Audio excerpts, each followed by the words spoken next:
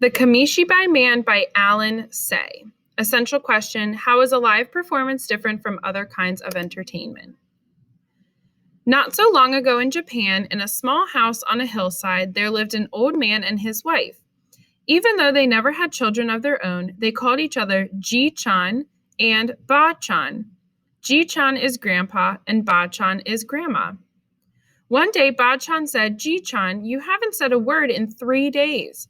I've been thinking how much I miss going on my rounds," he said. Ba-chan stared. "How many years has it been?" she asked. Yes, quite a while, but my legs are good, and I've kept the bicycle in good order." "I don't know, but one day won't hurt, I suppose. Should I make some candies?" "That would be very nice," Ji-chan said.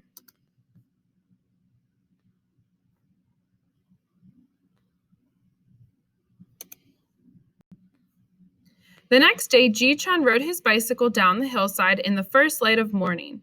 How many years has it been?" he asked himself. "And do I remember such a fine morning, all so fresh and young? Well, good morning to you, rickety old bridge. Still going strong after all these years. He began to hum a tune that his mother used to sing when he was a small boy.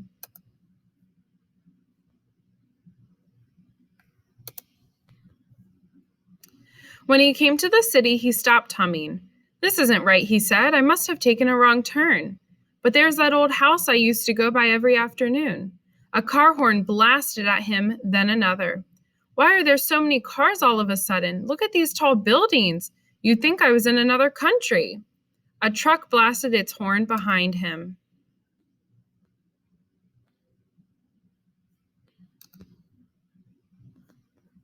He pulled into a vacant lot and panted, "Can a man ride his bicycle in peace? Don't remember such rude drivers." Catching his breath, he looked across the street and gaped. "Can this be? There's that old noodle shop, used to be the only building here. That and a nice park all around. Now look at these shops and restaurants. They chopped down all those beautiful trees for them. Who needs to buy so many things and eat so many different foods?"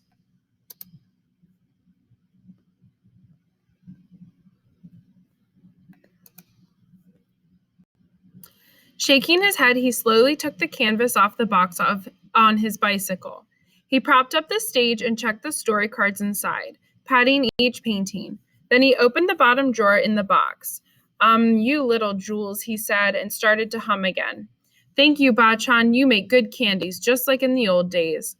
From the top drawer, he took out 2 wooden blocks, and holding one in each hand, he hit them together. A sharp, loud clack rang out. "Come gather around me, little ones. Your Kamishibai man is here again. Clack, clack. Come get your sweets and listen to my stories. Clack, clack, clack."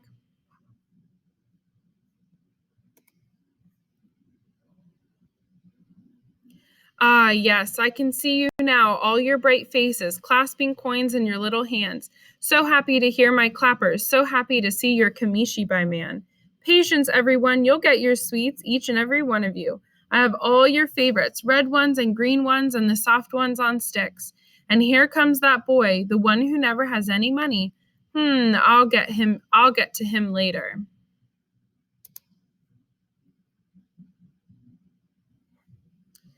So which story will it be today? The mighty peach boy born from a giant peach. But wait, let's start at the beginning. Long, long ago, there once lived an old man and his wife who had no children.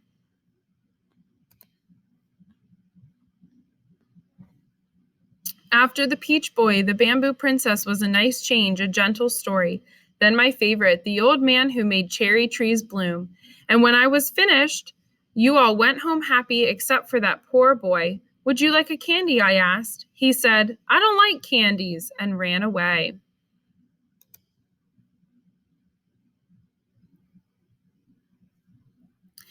Then one night I was going home and saw a crowd of people gathered in front of a shop.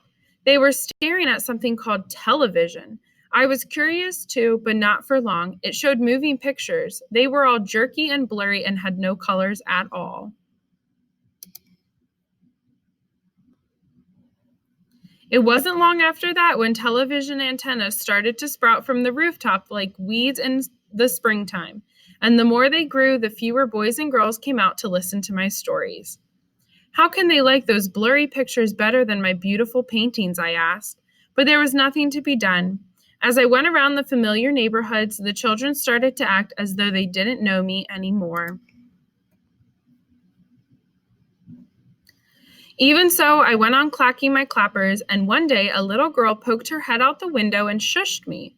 Imagine, a little girl shushing me. The Kamishibai man was making too much noise. I sat on a park bench and ate a candy for lunch. How could the world change so quickly? Was I a bad storyteller? Then that boy came, the boy who didn't like candies. Why aren't you watching television? I asked. I don't like television, he said. But you like my stories, I said, and he nodded his little head. I got up and set the stage. What's your favorite story? I asked.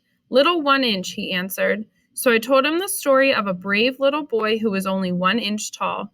And as I told the story, the boy never looked at the picture cards in the stage. He was looking at me the whole time with his mouth wide open. He even smiled now and then. When I finished the story, I started to take out some sweets to give him, but he was already running away. Wait, I shouted, but he kept running and never turned his head. That was the last time I saw that boy. That was the last day I was the Kamishibai man. I was that boy, a loud voice cried out. Startled, the Kamishibai man looked up and saw that a large crowd had gathered before him. We grew up with your stories, someone else shouted. Tell us, little 1 inch again, and the bamboo princess, the peach boy. He started to say something and people began to clap their hands. He took a deep bow and the applause got louder. A young man with a movie camera struggled up to him. They bowed to each other, and as the old man gave him a candy, a roar went up. Look, he has all the same old sweets, just like the old days. And the office clerks and shopkeepers, bankers and waitresses, housewives and delivery men all lined up in a big circle around the Kamishibai man.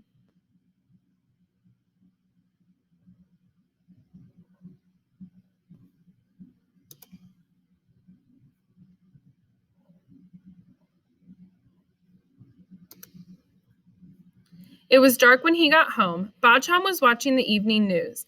The Kamishibai man was the featured story. I see you had a busy day, she said. It was a good day, Ji-chan nodded. Will you be going out tomorrow? Yes, and the day after. Then you need more sweets. That would be very nice.